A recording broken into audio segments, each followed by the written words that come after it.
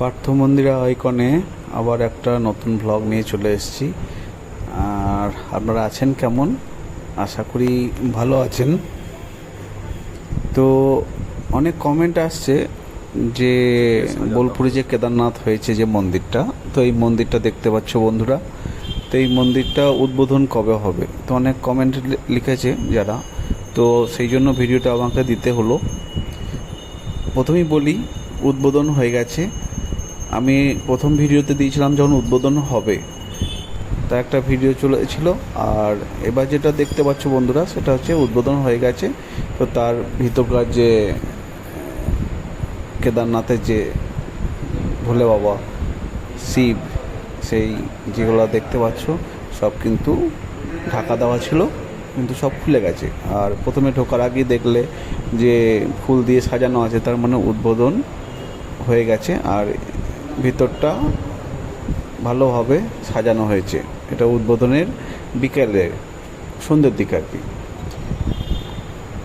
তো আমরা পুজো দিতে গেছিলাম, অনেকজনই গেছিলো, ভিড় তো ছিলই, কারণ বোলপুরের মধ্যে। আর কেদারনাথ তো আগেই ভিডিওতে দিয়েছিলাম, যার কোথাও যেতে হবে না কেদারনাথ, যারা বয়স্ক লোক তারা কিন্তু বোলপুরে আসতে পারবেন।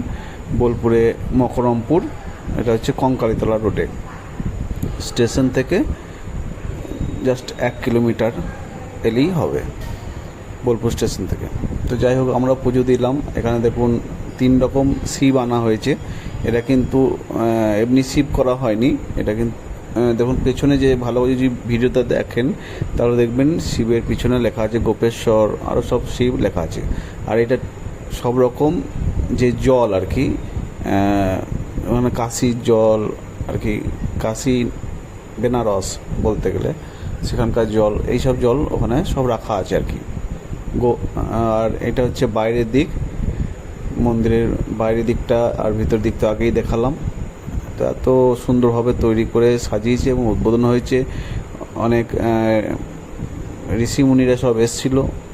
আর এটা গঙ্গা জলের ঘট,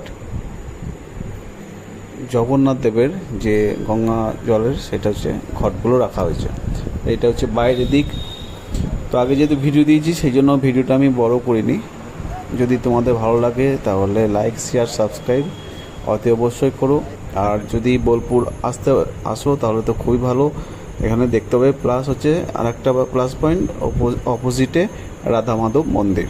তো সবাই ভালো থেকো।